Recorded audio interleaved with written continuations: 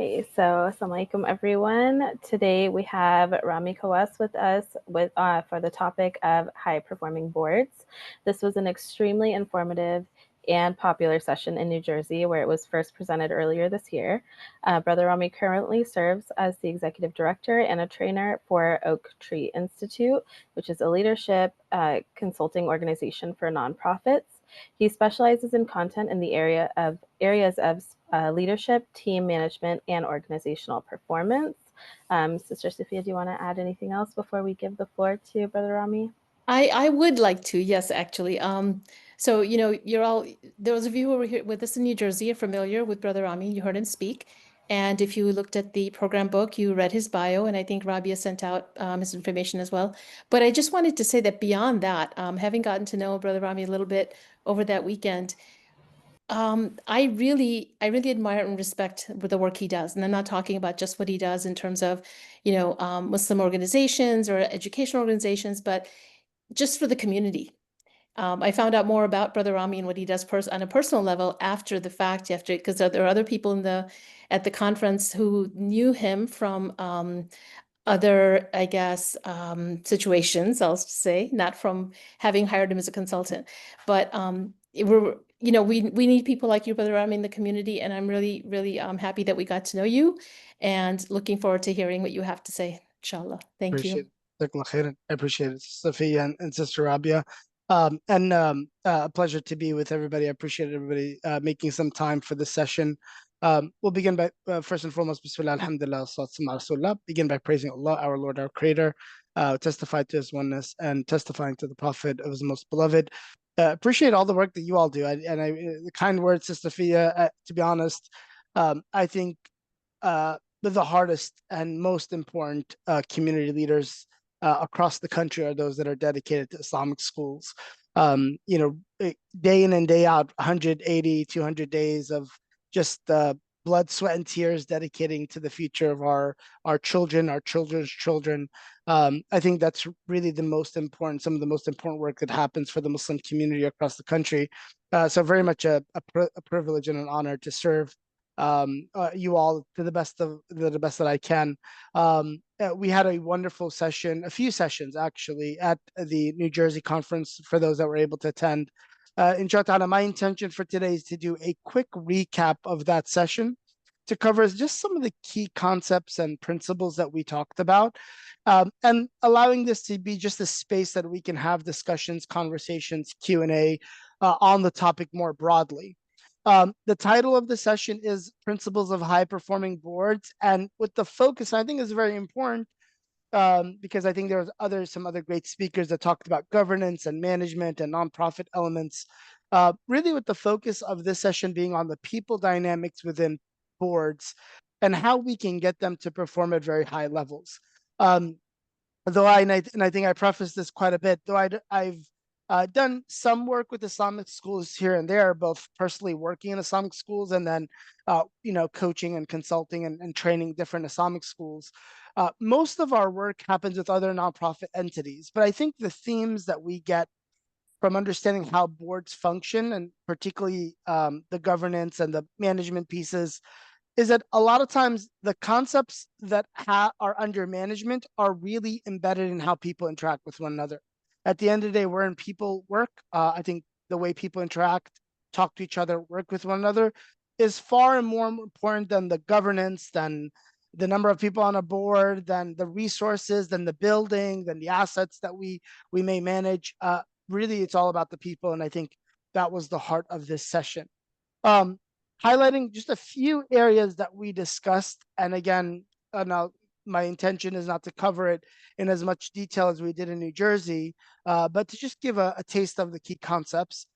First and foremost, we talked about, and at Oaktree, we've done a lot of work with different nonprofits, and we've developed what we believe are essential community leadership mindsets that set up leaders for success within the nonprofit space. So I'll talk about one of those mindsets and how it's a critical framework that board members should come in with into their roles. We'll then talk about some of the principles of what makes a board a high-performing board or a high-performing team. And those include trust, communication patterns, and decision-making.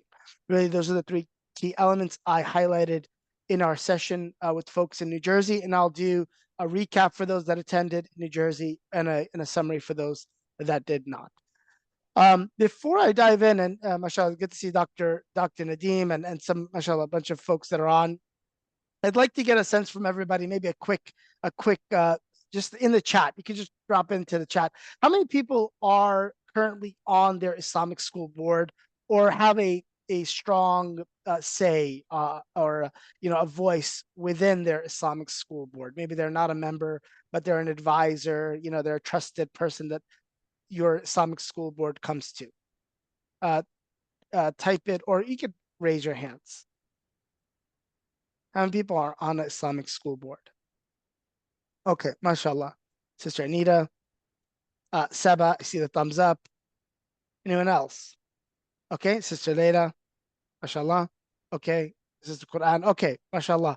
How many of you, if I were to ask you, maybe just at a high level, what would you say is the number one challenge that you face as a board? So, what is the number one challenge that you face within your board?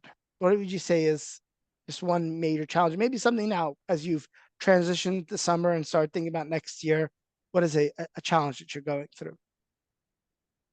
Retaining members. Okay, Simon, that's an interesting one. Sister Anila says a lack of commitment. That's a big one, definitely. Budget, board members getting off subject. Okay. Fundraising, learning what it means to be a chair. Okay, Dr. Nadeem, of course. What does it mean to step into a chair role? Acquiring, retaining members. So, of course, continuity, succession planning. Those are always big topics for boards and big challenges. Okay. Understanding roles. Dr. Leila, mashallah. Okay. And how many, just one last question. How many of you, if I were to ask you to rate the performance of your board, again, just very high level at a scale of 1 to 10, 10 being board is outstanding, we're doing a phenomenal job, we know where we're going and how to get there, and 1 being we're really struggling, we're really kind of dysfunctional. How many of you would rate your board for me on where they are on a scale of 1 to 10, 10 being the highest, 1 being the lowest? 6, 7.5, 6, 10, mashallah. Australia holds down some amazing work, huh? Mashallah. And I appreciate you getting up. I'm assuming it's bright and early for you, Dr. Nadeem. Mashallah. Appreciate you getting up really early. 10 in commitment.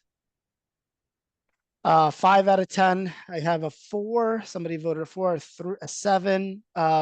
Sisters, go ahead, Sister Sophia, your hand is up.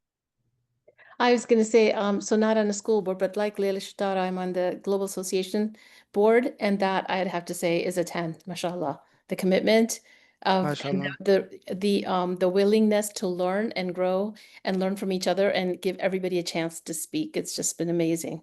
Mashallah, mashallah, that's amazing, mashallah. And great to hear. And I love, and I mean, these scores are, alhamdulillah, very high, very pleased to hear. And definitely, and I must say this, working with a lot of different organizations, SubhanAllah, our commitment is usually very, very high as a community. Our sincerity, our dedication, our commitment, very rarely do I see an organization or organizations that are not committed, people are not dedicated, people are not sincere and genuine. It's typically, how do you just get it to be functional outside of that, right? How do we turn commitment into practice? How do we turn sincerity into competence, so on and so forth? And I think those are sometimes the gaps that may be having, but these are some really good answers, mashallah. I want to transition and talk about one of the things. School board members are usually people doing many things. That's true as well, Sister Leila. And it's in a good reflection as well. Actually, some of the concepts that we may be talking about may be things you learned from other boards, or you may be able to, you might have learned from working on other boards, or within your school, you're giving to other boards.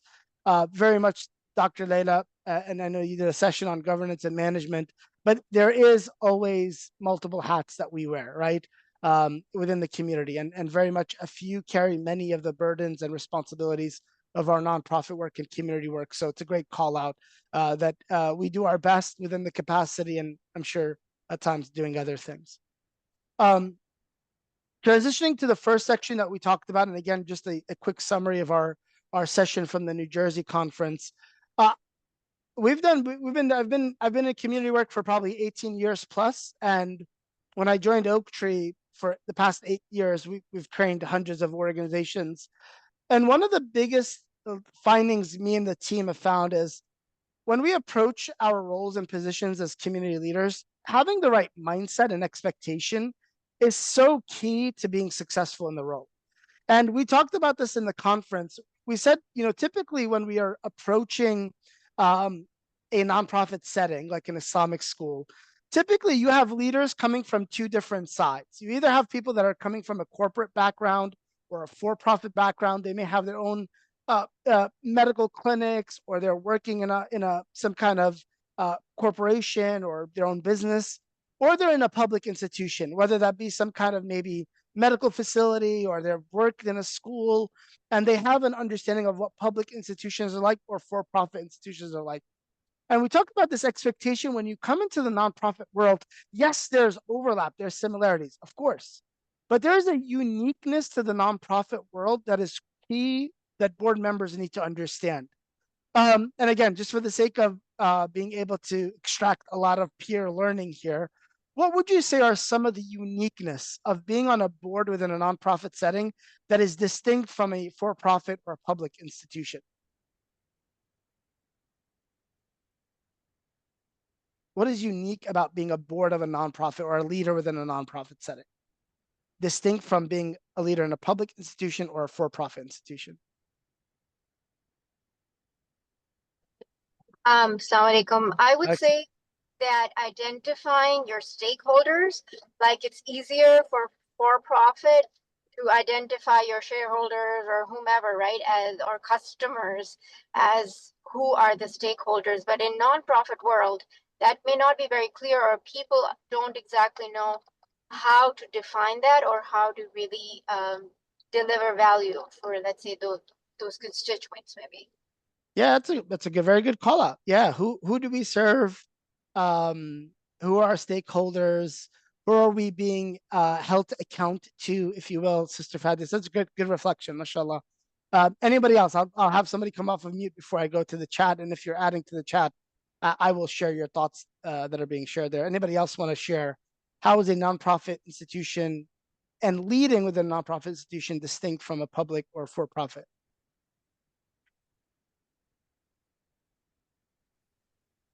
I think in the nonprofit, the roles that we play, because we're mostly volunteers, is very different, because they may overlap and the expectation may be different. So we may have blurred lines in the nonprofit versus in the for-profit. You know who the executive is, you know who the head of everything is, and everybody has distinct roles. Yeah, that's good. Very, very good. Distinct roles, distinct power, distinct authority. Whereas sometimes in a nonprofit space, that's not very clear.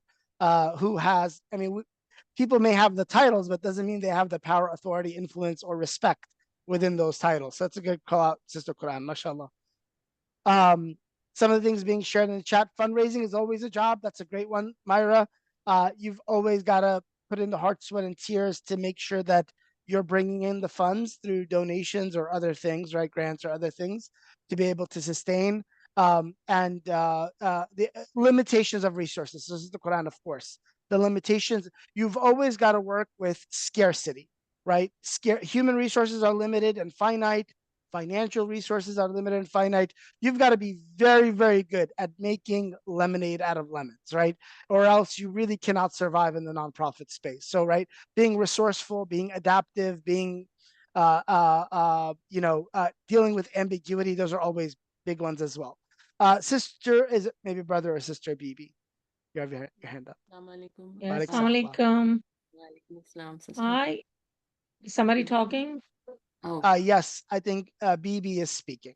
Yeah, this is Oh. Sister Sakina. I think the difference between the not-profit and profit is the vision. Usually, profit they work towards generating the revenue, and non-profit usually is just to serve the community and the society. And thank MashaAllah. you. MashaAllah, it's a really, really good one and an important one. I'm going to emphasize on quite a bit. Mm. MashaAllah. Sister Gul, I think you wanted to mention something and you'll be the last comment on this. Yeah, I was just thinking that with a nonprofit, when the board is there, we are talking about especially Islamic schools, is the motivation. People are not motivated by the money, the financial aspect, but the service. The goodness at heart that we have to do something for the community. That's And that's with all other comments made, they are also true because sometimes it overlaps. Sometimes people have title, but it doesn't go along with what role they play in the school. So that is all true. So I Jazakallah feel like khair. motivation, yeah. Jazakallah khair. Very well said. Very, very well said. Leader, and this is the summary of this discussion. Leadership in nonprofit spaces is extremely unique to whether I've been in a public institution in the past or whether I've been whether I have my own job, business career, or in a different company. Like nonprofit work, nonprofit leadership is unique and distinct. And typically, when we start talking to leaders, whatever level of nonprofit they are, we begin by telling them, look, servant leadership is one of the core mindsets you need to have to be able to be successful in this space. Now, servant leadership is a very popular concept. It's been talked about quite a bit, and we spent time in New Jersey talking about it. And I don't want to, I could spend an hour or more just talking about the concept of servant leadership. But we talk about the appropriate mindset. When I enter into role as a leader within a nonprofit setting, we talked about some critical shifts that need to be made for you to be set up for success, and how subhanAllah, interestingly enough, I just met with another masjid leadership team, their board, just a few hours ago. And this was the exact mindset that they were missing as a masjid leadership. And I was like, I just wanted to bring up this slide, which I knew I would bring up with you guys. The shift that's needed in a traditional leadership position versus a servant leader is key. And I talk about the differences and shifts here. Number one, in a traditional leadership role, you're always thinking about activity, getting results, getting things done. There's this focus on, even if I'm a principal in a school, whatever it may be, I'm focused on activity day in and day out. Whereas in a nonprofit space, the focus has to be on the service. You are there to serve the beneficiaries. You are there to serve the students, you're there to serve the teachers, you're there to serve the community. And service is just a very different focus than it is just getting activity done within a leadership space. Typically in leadership roles, in traditional settings, the traditional thinking is I do what I want, right? I have autonomy, I have authority, and I do what I want to do. I come in and I get things done. In a nonprofit space, if you're going to succeed and be a servant leader, um, you have to think about what's needed to be done. There has to be a constant focus on the need of where I need to serve. And that should be always the priority. In a traditional leadership position, there's a lot of self-preservation, and even in boards today, right? Boards just they want to hold on to their roles and respond. They want to hold on to what they perceive as authority, position, respect. But really, there's a level of sacrifice that's needed in a nonprofit setting that you don't get anywhere else. Servant leadership is about sacrifice, and you really elevate in nonprofit work, being a servant leader when you're willing to sacrifice more than others. There's the shift of doing what's easy versus doing what's best. Servant leadership is very much focused on how do I serve best? How do I, as the Prophet ﷺ would say, do things with ihsan? Because everything that we should be doing is with ihsan. And last but not least, and I think it's the biggest one that leaders need to embody when it comes to a servant leader mindset, traditional leaders think that the goals are delivering on tasks and deliverables. Like we have 300 kids, we maintain our payroll, we're profitable. Like you just think of like these measurables, which are important, but actually in the nonprofit world, the vision and mission are the goals. We're trying to serve something, we're trying to create an impact that is sometimes not measurable. We see it in kids 20 years after they graduate, right? But it is a vision and mission that is the North Star of a nonprofit, and it's the North Star of servant leaders. And I think those differentiators are some of the things, right? So to be successful in a nonprofit setting, you have to have a servant leader mindset. And some of the approaches that we need are the ones that I'm highlighting here. Would love to hear any thoughts and reflections on how we can further embody a servant leader mindset, as particularly within our board spaces.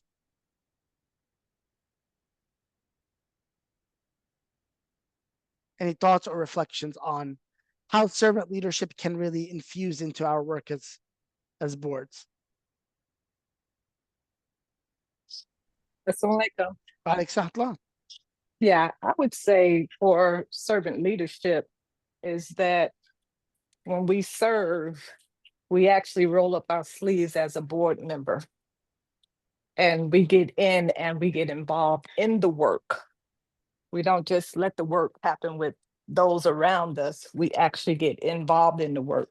So for those that are around us, they know that they have the support of the board, not just policy wise, but physically wise, mentally wise, and everything that we can do in order to make sure that our school is running the best way that it can. That is right. Love it, sister. I think that was sister. Is it Sharon? Did I pronounce Sharon, that? yes. Yes. Sister Sharon, great reflection. Being on a board is just not having a title. It's not about being in a position. It is about the sacrifice and commitment needed, right? Some boards become like these pulpits. They become khutbas for people's, like they come just to rant. And really being a part of a board is like, roll up your sleeves and do the work that's needed. Like, are you committing to the time and dedication that's needed to make this organization successful? That's a great reflection. Brother, Yes. I think a servant leader, basically it comes mostly related to altruism, like where they work selflessly and they also like they should know keep the needs of their team first rather than keeping their own needs. And there is, I think, one thing which is the values like empathy, compassion, or these are the things. I think it's patience. One more thing that is Yeah. be there for a leader to deal with different type of people. Like it's a big role, and you have to have a diverse cultural interdisciplinary to speak with each and every board of different if it is global. Mashallah, that's a great reflection, and an amazing point. And it kind of stems to the self-preservation, right? Like, as a board member, you can't be on a board just to be to self-preserve, like what I want, what ego, to your point, what what's going to affect me, what's going to affect my family, what's going to affect my children. Like that's not your role. Your role is really to understand the needs, the diversity, serve the cause. A lot of times as board members, we don't realize we're also make decisions that will outlive us. I think we talked about this in New Jersey, right? Like, you cannot have a finite mindset as a board member. These institutions will be around for the next several decades, if not centuries. We make decisions in the long-term health of the organization, not for our short-term time that we're in a leadership position.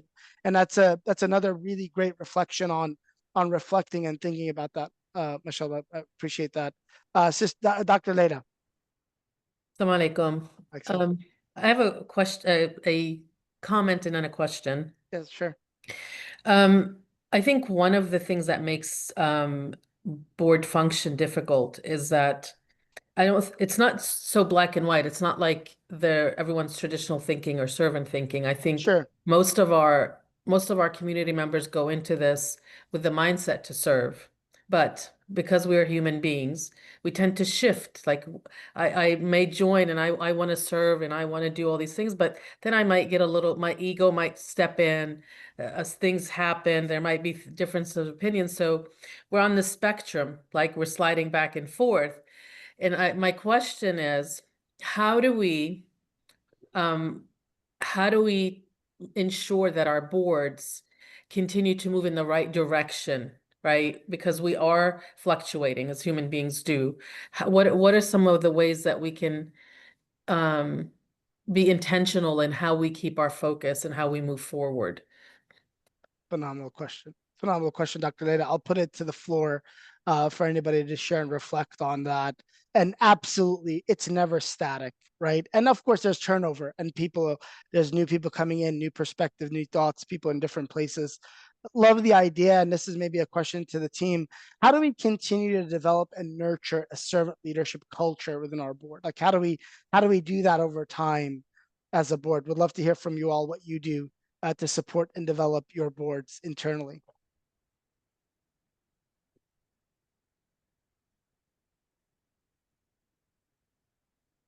I have my thoughts, of course, but I want to hear from the team. It's a great question, Dr. Leda, put on the floor.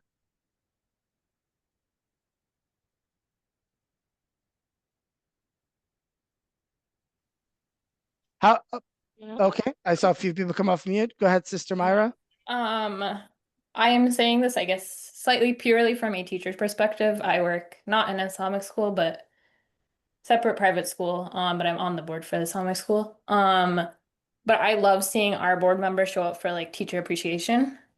And they're giving us super simple things. Like sometimes it's a $5 gift card, literally, or coffee or whatever. But they're showing up and spending the time. What somebody else earlier said also, like showing up and getting your hands dirty, kind of. Yeah. So they're going out of their way to do that for us, and I would love to see that culture just be built in the Islamic school that I'm on the board for. That's a great one. I think boards being actively being involved in the impact that they're making in whatever way, right? So appreciating teachers, being there at special occasions. My children just graduated a few weeks ago, and they go to an Islamic school, of course. I didn't necessarily see any of the board members. I mean, maybe they were there, but it's like, oh yeah, aren't those moments that we should show up and appreciate and interact and our oversight is for the impact that we're making in the community, and there's special moments where we need to show up as board members. So I actually really love that. That's a great one. I didn't think of that one, but that's a really good one, Sister Myra. What else? I think I can add to that. Yes. My sister asked that how the board as members, we start out with a good intention and right focus, but we kind of trail away with our personal, ego or however you want to say it. Sometimes this does happen is based on what the experience holds. But the way to hold a team accountable is making sure that we stay focused to the goal. I think those norms and goals should be developed as a team. And as you redirect that conversation, kind of brings back to the right perspective. I think that's a key. That's a great reflection, Sister Anila, mashallah. Being able to constantly reorient to the mission, the vision, the why, doing that internally, reorganizing, recalibrating the compass as a board is critical to constantly do as a board, right? So that's a really good one. Sister Anita. Hold on. I was going to suggest or based on the question is developing policy around these certain behaviors. It's a tradition for us to have cheetah appreciation. It's a tradition for us to give Eid gifts.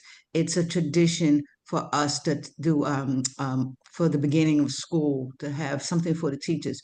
That's established. And so just considering developing practices to support the staff, to support the students, to support the parents even, let them know we hear, we care, and put that as policy. So when you on board, when somebody comes on, they know this is a practice that we do, and the teachers learn to expect it or love you for it, get to know them. Speaking at the graduation is something that, yeah, those type Mashallah. of things. No, I love it. Mashallah.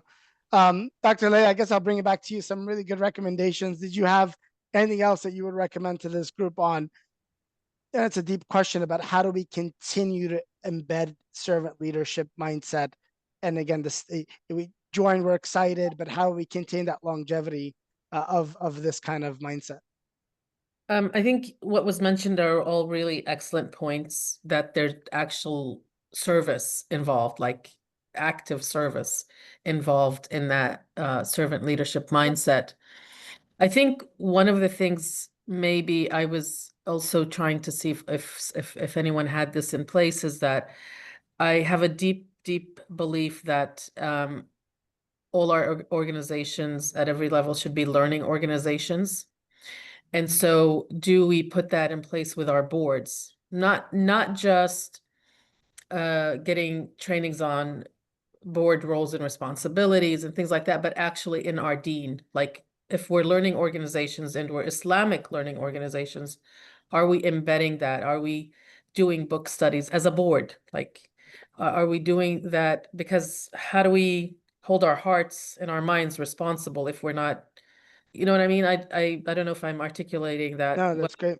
but Yeah. that's what I was trying to see if anyone has something like that in place and what might be working in that sense. But everything that was mentioned is absolutely also really important, being present, being at service of the community. So. Yeah. Dr. M, I mean, we're both trainers. So we're always going to say a continuously learning board is one of the just like people, just like students, we're all in education, just like students, teams and organizations need to continue to develop and grow as well. And the ways that they push themselves to be challenged, to bring in people, whether again internally or externally. Sometimes you can do it from within, and you've got some amazing experts on your team, or even to Dr. Leila's point, whether they're organizational experts or religious experts, but bringing in those voices to hear and cultivate and nurture the spiritual and mental development of the team is a key function. And I've sat on half a dozen boards or so, and the best boards are the ones that are willing to challenge themselves to continue to get better through internal audits and externally bringing people in to give them to push their standards a little higher. So that's a great one. I see some people, and I'm looking at the chat. I see some reflections in the chat, and Sister Sophia, I'll come back to you in a moment. Learning org, so a thumbs up to that. Continually learning organization. Our election committee struggles to find qualified and committed board members. The result is people are forced to stay. By the way, I think development does help. Having a development plan for your board helps with succession planning, because you can always cultivate successors, potential board members. That's a great way also to allow succession planning to continue to occur. And some things our board does, Sister Amina says, is to hold 2 town halls a meeting a year with I'm assuming those are those with parents? Who's at the town halls, Sister Amina? Is it for like teachers and staff, or is it even with parents within the community? I'm actually interested to hear, but also speaking at graduations and other events.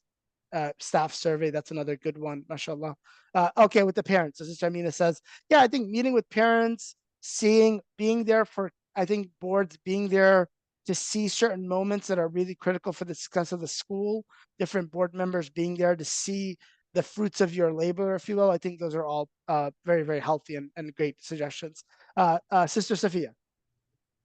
In line with this topic, the assistant standards do ask for boards to be a learning board, right? They ask, for professional development. We talk about spiritual development, but hearing from schools when we go for school accreditation visits, and from this group here too, is trying to find board members who have that time and commitment, and maybe they might have commitment but not the time. Makes it difficult for them to be doing, to be a learning board at that level where we think it would be ideal. More than one training or something that they attend per year would be difficult. And what I'm thinking is, I've heard some, good things that are being done at these other schools where, the board members attending graduations, speaking at graduations, having these coffees and so forth. What I hope that's happening, and I don't know if it always is that these good things that are happening become part of a policy, that they don't get lost when those particular board members leave. Just as other programs at a school too, when you've got a great third grade teacher who does all kinds of great stuff and she does such and such every year, when that teacher's gone, that program might be gone. So same for the boards, I would say, is maybe what we focus on is bylaws and handbooks, perhaps rules and so on, but maybe not these soft kind of policies where, you know, have coffee with the parents, or not just a town hall to be informational, not just of a fundraising dinner, but just these informal occasions where they get to know you. So I guess I would just like to emphasize to pull in board members that way too, to let them know from the beginning when they sign up that these are some of the policies we have in place that you'd be expected to attend to and so forth. That's a great reflection. Absolutely. Allow it to be policy, allow it to be systemized, allow it to be something that becomes part of the normal habits of a board, regardless of the turnover. Really love and again, appreciate, we might not cover every problem. I know there's a number of them. And by the way, succession planning for staff was something I covered in another session, and it will be, I think, next month's session that I will have with everybody. So, but to Sister Subia's point about finding qualified board members, I just must say, broadly, and everybody probably knows this, our biggest challenge as a community in nonprofits is finding talent for board, the right people, finding the right staff, right principal, the right Quran teacher, the right Islamic studies teacher, the right third grade teacher. Like, finding talent is a consistent thematic struggle, and I actually don't think we'll solve that. You know, it is no miracle pill. One of the ways, though, and to Dr. Leda's point, is being able to self-develop internally. Like, organizationally developing and cultivating a culture internally of growth and development is one of the only ways that we can ensure effective succession planning. And I think we've got to kind of think organically at times, to be able to cultivate within, right? Board members, you know, for board members looking at a PTA, looking at a different parents clubs, or, you know, people that are doing things. Sometimes we just got to be resourceful in how we find dedicated board members that could come on. So I don't, it won't be a direct topic that we'll address today, but I'm sure there's maybe some creative ideas that people can add to the chat around how to find like servant leader board members. It's something we've got to like take a multi-strategy approach to actually solving. Okay, and we've got about I think a little bit over 30 minutes, about 32 minutes left or so, 33 minutes for this session. So I want to make sure that I can cover at a high level again what we discussed in New Jersey. We talked about, again, summarizing it, what are some of the important functions that make a board highly effective, right? High performing, and we talked about this topic of high performance in the session. No need to spend too much time on it within this setting, but we talked about 3 key characteristics that allow really any team, but really a board, to be highly functional. The first thing that we talk about is trust and camaraderie, and I'll highlight a few concepts around that. We'll talk about communication, because communication patterns are really important, and then decision making. And typically, actually, these are 3 of the things that we see. There's a lot of symptoms of these 3 things within board practice that you'll notice, but the root of them is typically that there isn't these 3 characteristics within a board. Again, I'll try to summarize some of the things that we covered. So first is kind of trust and camaraderie. Not to spend too much time on it. Why is trust and camaraderie really important for a board to be highly effective? See if anybody wants to share some thoughts on this. Of course, it's one of the most important topics, but why is this a key topic? Because you're working as a team. Okay, we're a group of people that come together that have to work as a team. Absolutely. Sister Anita? It makes you more likely to share thoughts and ideas, to work on problems together. I've thought about like, it's a good practice if you can have retreats. If you can connect together, I don't know what you would call it, socially, it helps you to work together smoothly and more cohesively, and be on the same page. I think. Well said. Or not afraid to share your thoughts about different practices to adapt or something. It just helps you to work together better. Very well said. Very well said. All the challenges that come with teamwork require this as a foundation, to your point. And again, everybody, it's very simple. I mean, you all are super, you know, we're all in education, and mashallah, super high caliber folks on the call. Everything is right in the chat. The need to create comfortable disagreement, the need for foundation of any relationship is trust, the need to create a safe space for innovation, ideas, debate, thoughts, right? All of that. And I think we talked about this in the board at a high level. Like, activity feels different when there is trust and there isn't trust, right? Especially as a board, right? Like, when there is trust, things feel like a conversation. When there isn't, it feels like an interrogation. When there is trust, things feel like we're giving each other feedback, and when there isn't, it feels like reprimanding, and right, so on and so forth, right? So a lot of the concepts, any book, yes, from Patrick Lencioni to Harvard Business Review research to everybody that ever talks about any teamwork, they talk about trust as being the bedrock of it. And I think that's actually where I talk about we talk about three things that are key for in our community, especially as boards, that allow us to build trust. Because so let's just talk about the tactical, if you will. I think the first thing we talked about is the need for mutual respect to be there for everybody, regardless of who, and again, the dynamics that happen on boards, like who's giving the most, who's most senior, who's most respected, who was the founder versus the people that are just coming on a board. There has to be like this immense level of mutual respect that's created where everybody's approach, there's like empathy, there's an assumption of good intent with everybody all the time. Like when people make a suggestion or a thought, there's an assumption of intent. And secondly is that there's this preservation of dignity when we speak with one another. Like sometimes because of the dynamics of a board, again, I think we've all been there, but like, oh, Dr. X, Y, and Z, thank you so much, mashallah, you're amazing, blah, blah, blah, blah, blah, blah. Sister X, oh, thank you for your comment, appreciate it. Okay, next, right? There's this kind of sometimes this unconscious like tendencies that happen where it's actually, we see that boards that there's mutual respect that everybody creates and cultivates, good intent, everybody's communicating in a way that preserves everybody's dignity. It's actually a bedrock to building good trust within a team, right? So our approach, our community, the way we talk, respect, approach each other, I think is step number one. And again, I'll list them out for the sake of time, and I'll leave time to discuss them. Step number two, and it's one of the most hottest topics in the team building space and kind of like even from a board perspective space, right? Psychological safety. How well do we create an environment where people feel like they could show up, communicate, and speak out? That's really important. And by the way, I'll talk about this from a real, I have examples, but I'll talk about it from a real perspective.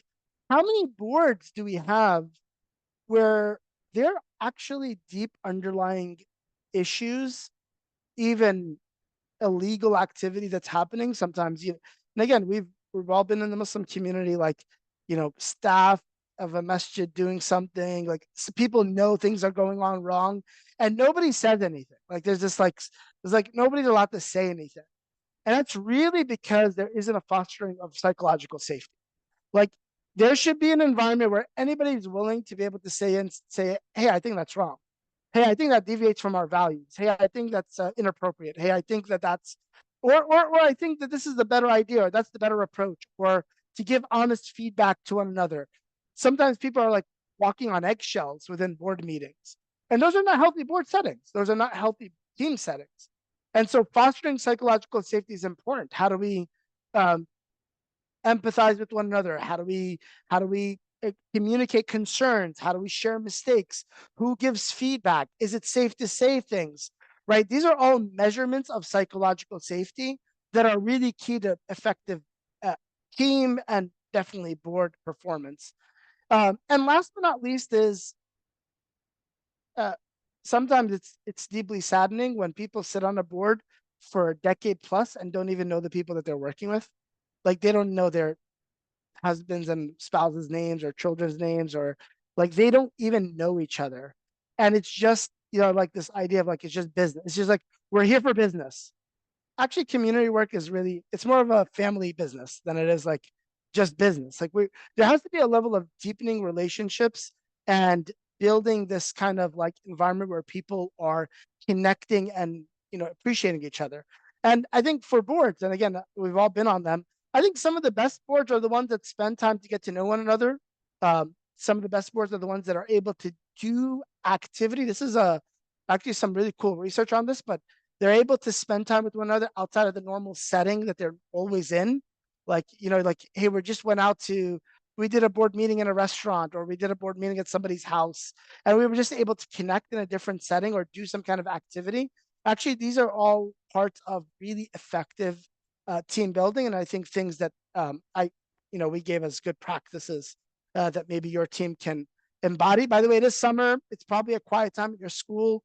These are some good opportunities maybe to do something like this before you get to the Prophet did a lot of this when the Muhajirin came to the Ansar and the Muslims left Mecca to Medina. Why did he spend so much time deepening relationships? Because conflict and challenges will come, and those deep-rooted relationships will be the bedrock of us handling those conflicts and challenges. Like, yeah, Trump presidency is going to come. The state is going to come after us. All these challenges that are the communities, the parents are going to uproar because we fired a principal. Well, a board is going to have those deep-rooted relationships to be able to navigate some turbulent times. And if we didn't spend time doing it, you will see, as we see, working with some different boards, people just start suing each other. Like, it's just like this rift that happens in a community. And I think it's really ties back to these three principles that we're talking about: respect, psychological safety, and being able to deepen relationships. Yeah, thoughts on this. I gave some nuggets here, but thoughts on building this within your boards, and how do you do this today? Sister Anita.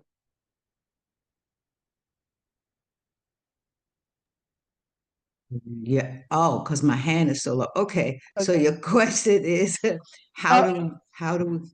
you tell me the question again? I'm sorry, Sister Anita. I thought you were ready to share. So I already had a question. Well, what was your question? No, but broadly, how do you cultivate an environment of trust as a board to be able to handle when things get difficult? So all the things we were talking about, if you first establish that in your board, you have to be able to have time together, establish certain basics that are do's and don'ts. One of the biggest issues on the school board is you often find yourself with persons who have joined the board solely to benefit their family or their situation with their children. So, you kind of have to have that out there, let it be known amongst your group, and that therefore out to the other group that we're here to serve the school. Please do not cause us conflict of interest. Don't come on board. I don't know, just having discussions and sharing ideas about things that are possible problems. I don't know. That's a great reflection. Disclosing conflicts of interest is actually such an important board practice. I actually don't know, if you've been on a board long enough, you know that, like, at times there are moments where people just say, hey, I think I have too much interest in something like this. You all should meet and make the best decision without me on this. And actually, I love that. That shows a lot of trust and builds a lot of equity, emotional equity, if you will, with a team. So that's a really good call out.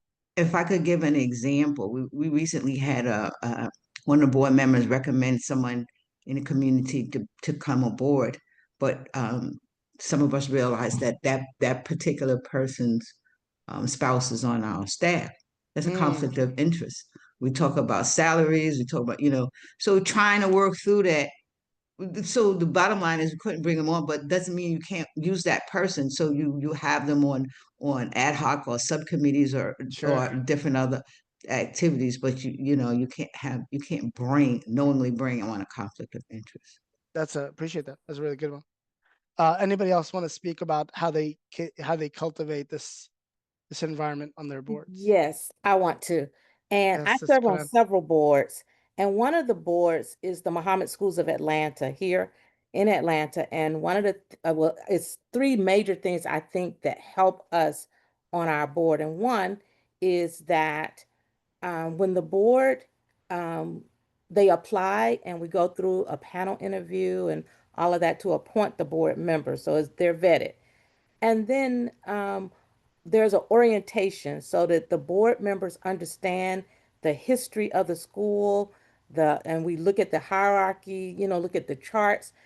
because we're part of the masjid community, so we understand that relationship between the majlis of the masjid and the school itself. And then at every meeting, we begin the meeting by reciting the mission and vision of the school.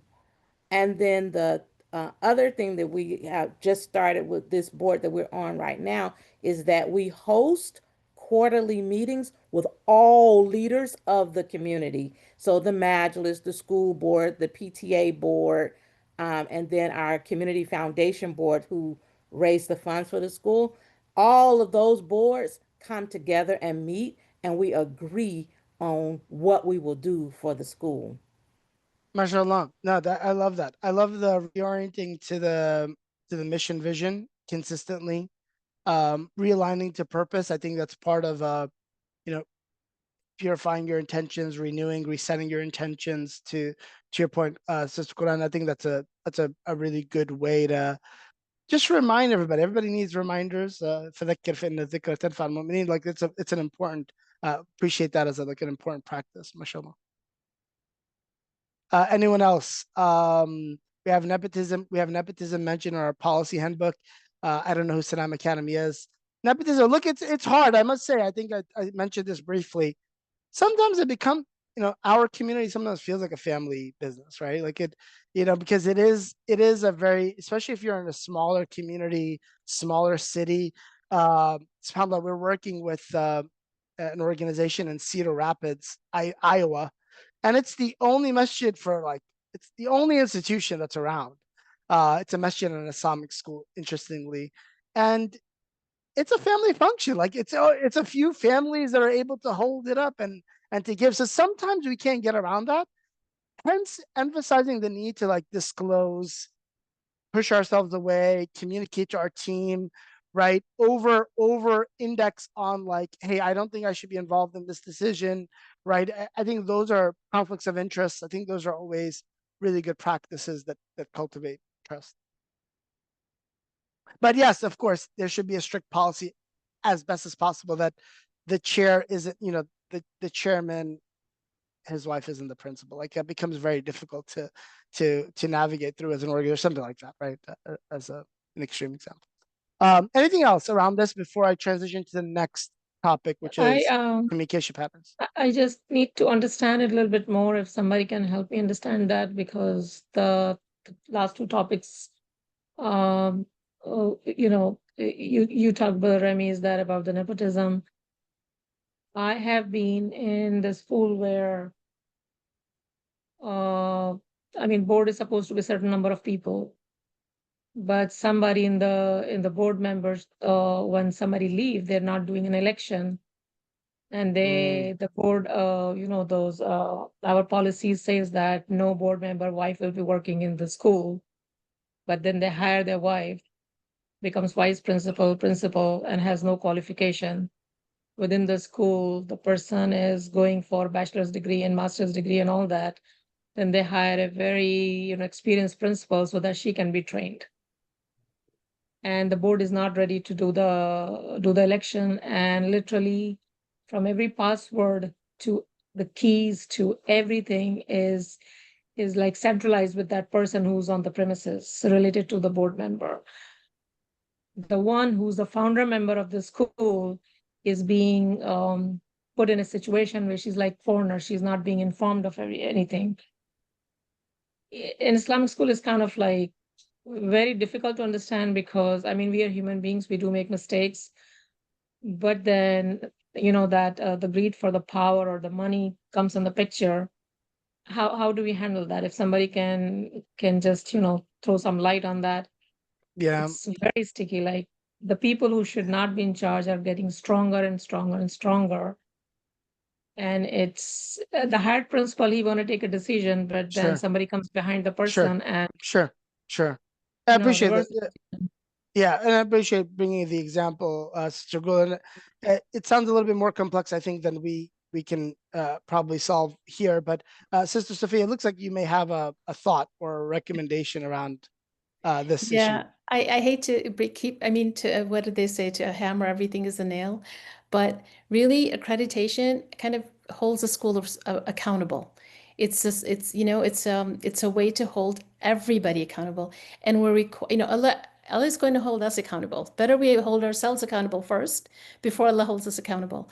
And going through the accreditation process, one of the standards in governance, in many of the standards, this is there, we have to have policies, right? Yes. And then when you go through the accreditation process, you have somebody who comes in and they say, you've got to have, where are your bylaws? Like, this is best practice or good practice to have term limits. So you eliminate founder syndrome, to have, policies in place so that there isn't nepotism.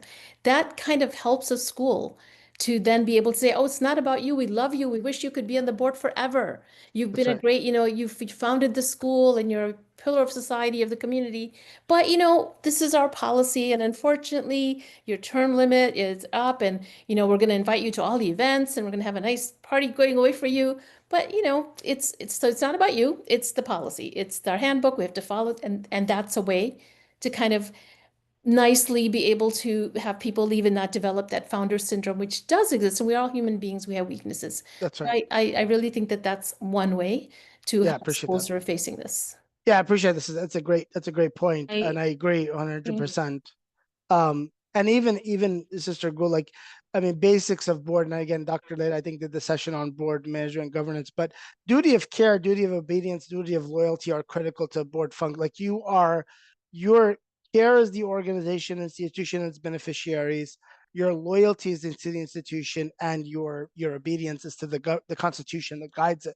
So these are like the fundamental aspects of being a board member that simply just need to be, trained, enforced, and there's some accountability to it. So amongst the ways, well articulated, Sister Sophia, is that there is some kind of compliance or some kind of certification that is done. Yes, Jazakumullah khairan, Sister Safiya. I really appreciate that. That's really, really good lead. But sometimes the situation is when you get in the building, you start changing the policies. And what those policies happens. are, they're not disclosed even to the founder members.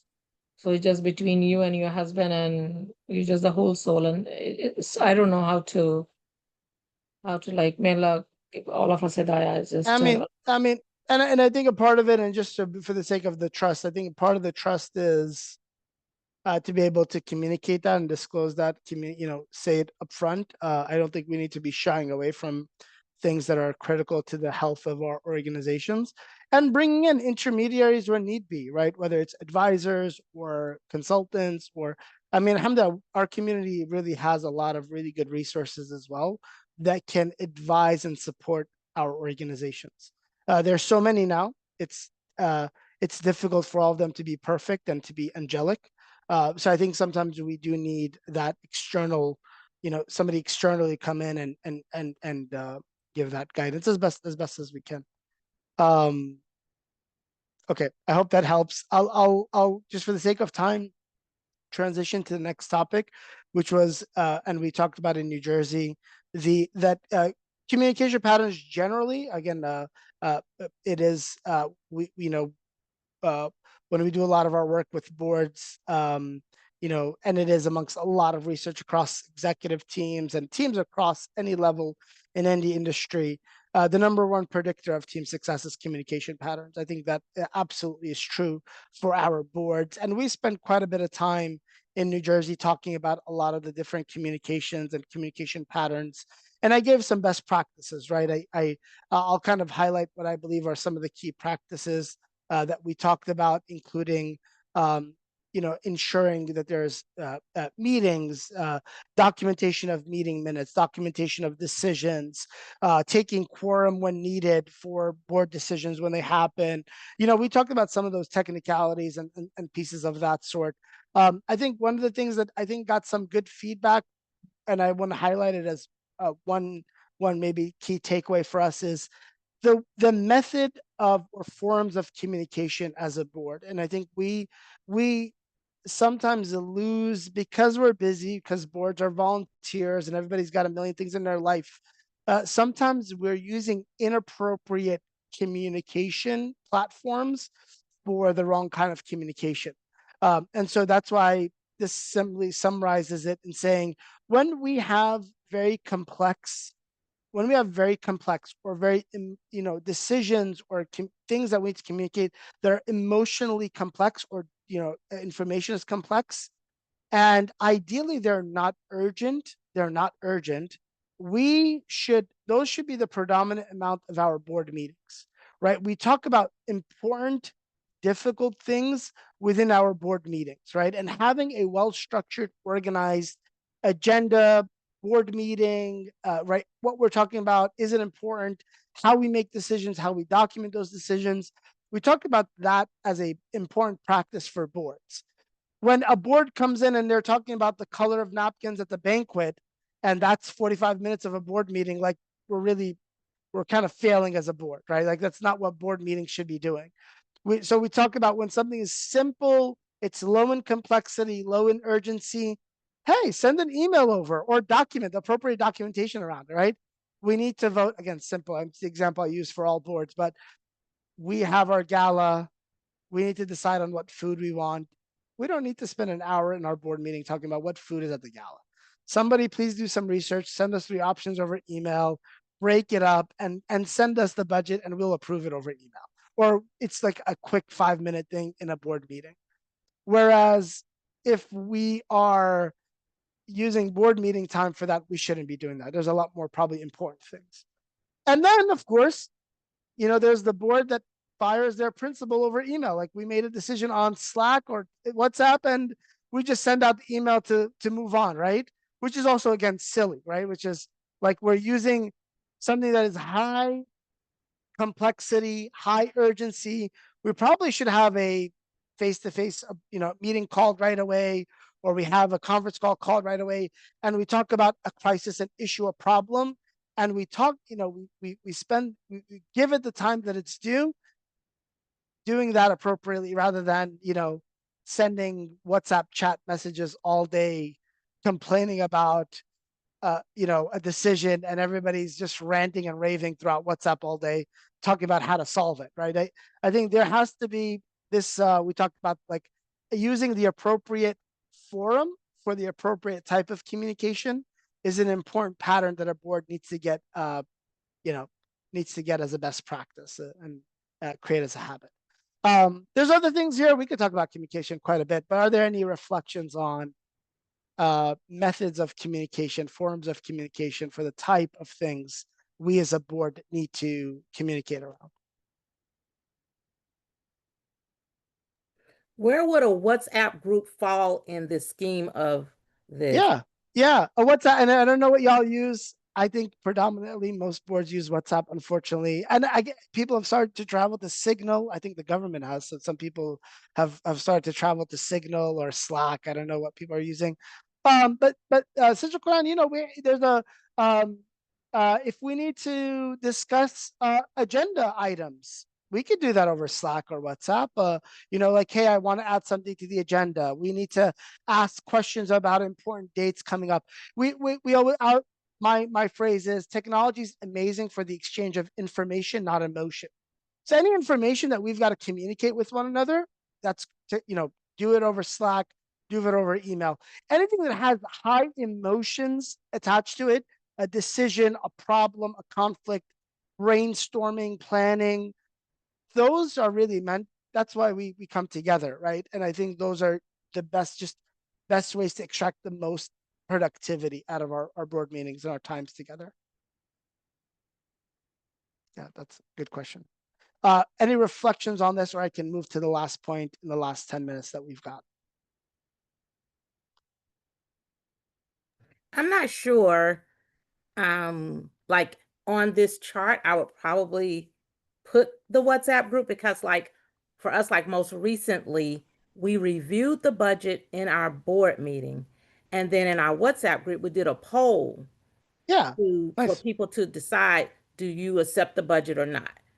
And even with changing a meeting day and time. Sure. How we did it. Sure. I don't mind using technology for, and then again, I think, well, I'd love to hear from other people. I think technology is obviously becoming extremely intuitive and efficient for us to do things. I would say, though, decisions that are critical should be documented. I mean, we all know board meetings are formal legal meetings and sessions.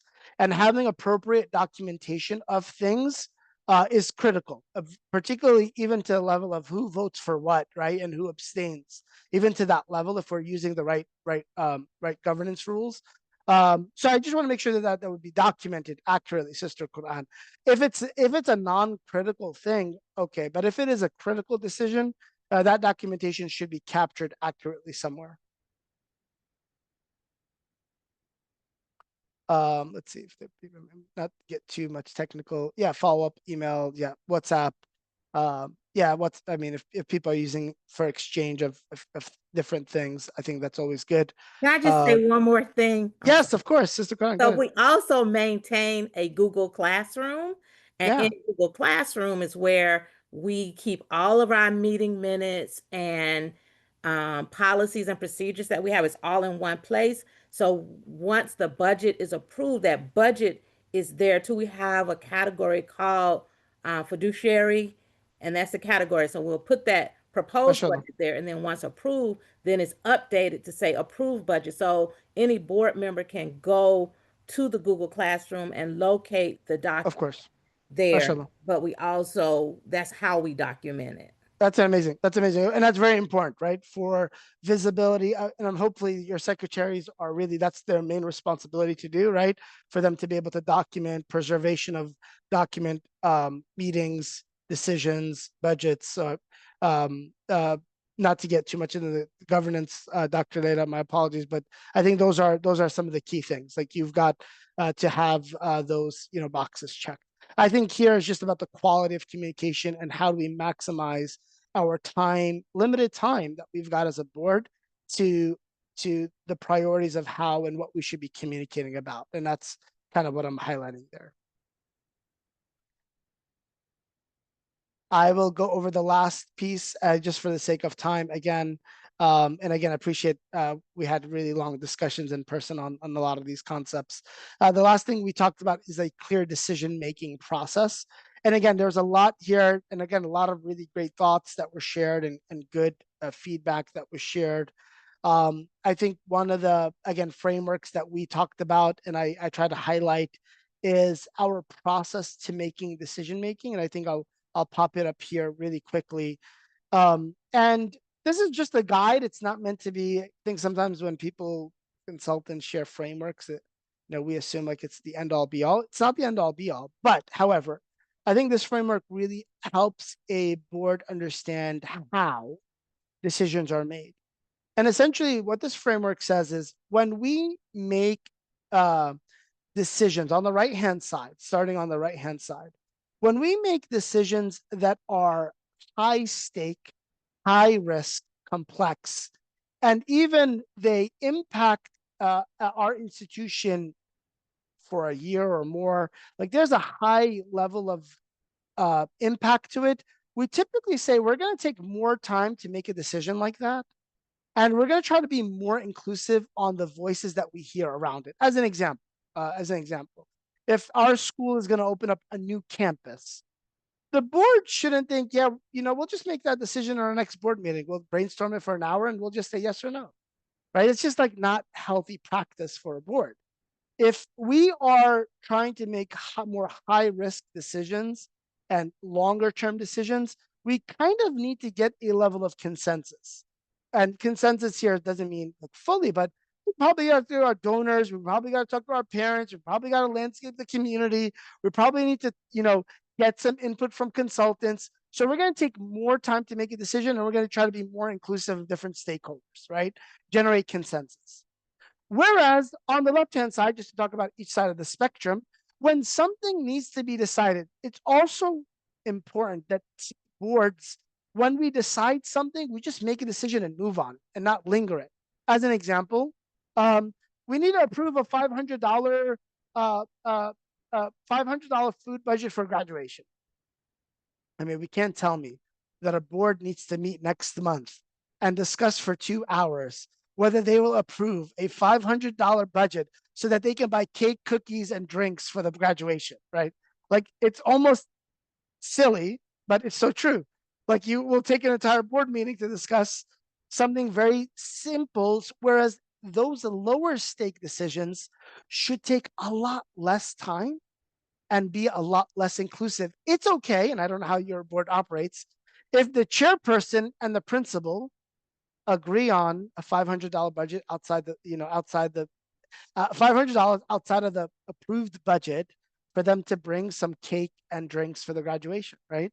It should be an easier command with less time and less inclusion to be able to done, because we trust our chairperson or chairwoman and chairman and the principal to decide on something like that. So there's, and then there's the spectrum in the middle, right? There's the spectrum in the middle around how we plot different decisions. Now, every board has different, and I use this just as a framework. And typically when I do this in person with a board, I try to have them come up with like 5 different decisions they make and for them to map them, which is what I would do here. Because every decision, every board is different level of decisions, right? Nobody's making maybe thousands of dollar decisions. Maybe all they're making is smaller decisions. But still the point is, when you are making more high stake decisions, you take more time and you're more inclusive with your stakeholders. Right? Especially in a nonprofit setting. Again, a school expansion should be very inclusive. You should almost get consensus on that as a board before we make that decision. Whereas things that are very simple, lower stake decisions, if you will, we should make them with less time and less inclusion, and that's okay, right? To be able to have the speed of decisions to happen. And this creates efficiency as a board, right? For us, all of action is decision making. If a board gets really good at how they make decisions, they get really good at being high performing, if you will, and taking action quickly. So this was the last concept that we kind of talked through. I rushed it a bit here because we only have a few minutes left. But this is a key framework that I think we could take back to your boards to try to implement and work through. Any reflections or thoughts on this, or the idea of making better decisions as a board?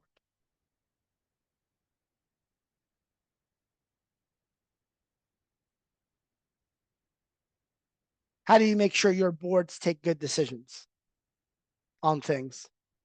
What's your system? What's your process? Brother, there is Yes. a question like I want to ask with all the boards over here. Like they are sometimes, mashallah, everyone are intellectual and they know what it is. But sometimes there are decisions that comes, like there'll be 2 decisions to be made, and it is very difficult for the board to choose one, like due to some, because everybody has their own perspective and perception. So how do they tackle this? Like how do they convince? It's like either get convinced or convinced. So how do the board members try to do this? That's what I want Yeah, to know. that's a great, and of course, I would ask a lot of questions because as a consultant, I would ask a lot more questions before I answer that, sister.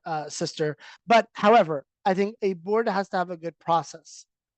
If it's a decision that we need to take a vote on, which is in the middle, right? Like if we need a vote on something, I don't want to give an example because then the example may take it out. But typically, a board should agree on how to make decisions before they need to make a decision. So, as an example, and it's different.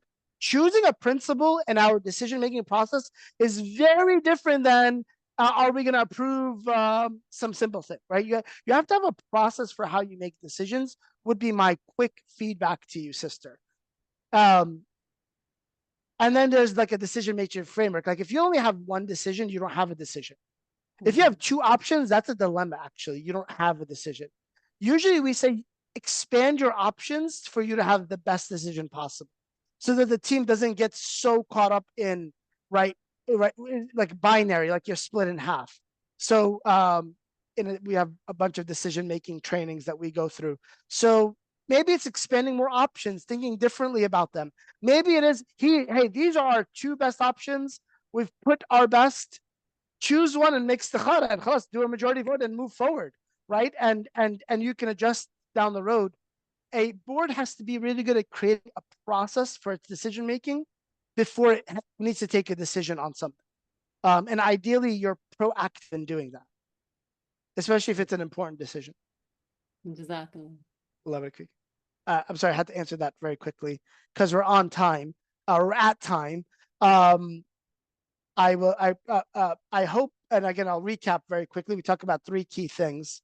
I'll just mention the recap. Number one, we talked about the importance of building a servant leadership culture in our leadership teams and our boards. We talked about building the importance of building trust in our boards for them to be able to navigate the difficulties and challenges that they go through. We talked about having really good communication patterns.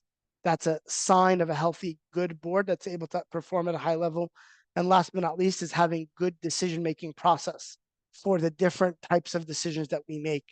These are kind of 4 ingredients, characteristics that allow boards to perform at a higher level. I hope that you took some nuggets away or some benefit from the things that we talked about. I'll leave, if that's okay, in just a minute or two for anybody to share any questions in the chat while I give the mic to Sister Sophia to close us out. Or Sister Rabia as well, if you want to close out the session.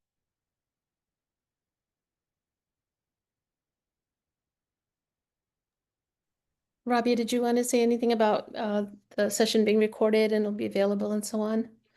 Yes, so this session is going to be recorded and posted on our YouTube channel if you'd like to share with your boards. And thank you all for joining. We hope that you had, some more insight. It looks like we do have a couple comments. Okay, just Yeah, Jazakallah khair. yes, Jazakallah khair. And again, appreciate Sister Rabia, Sister Sophia. Jazakallah khair, everybody, for your attention. OaktreeInstitute.org if you want to find out more information about our organization, the work that we do, maybe how we can support y'all. Appreciate Cisna's work, amazing resource. Please take advantage of them and support yourselves, your staff, your school with the great work that they do, the great resources that they've got. Barakallahu fikum, Jazakallah khair, everybody. I hope to see you all. I think we have our next session in 1 month or 2 months? It's in July, yeah. So we In have July, next back-to-back sessions, yes, July 13th and 14th. And reminders for those sessions will be going out, inshallah, on our WhatsApp groups, our contact list. And yeah, my email is listed in the comments. Sister Sophia just dropped that. So if anyone would like a reminder, I am happy to send those. Jazakallah khair, everybody. See you all in July, inshallah. I appreciate everybody's phenomenal insights tonight. Have a wonderful evening. Jazakallah khair. Assalamu alaikum, everyone. Assalamu alaikum, everybody.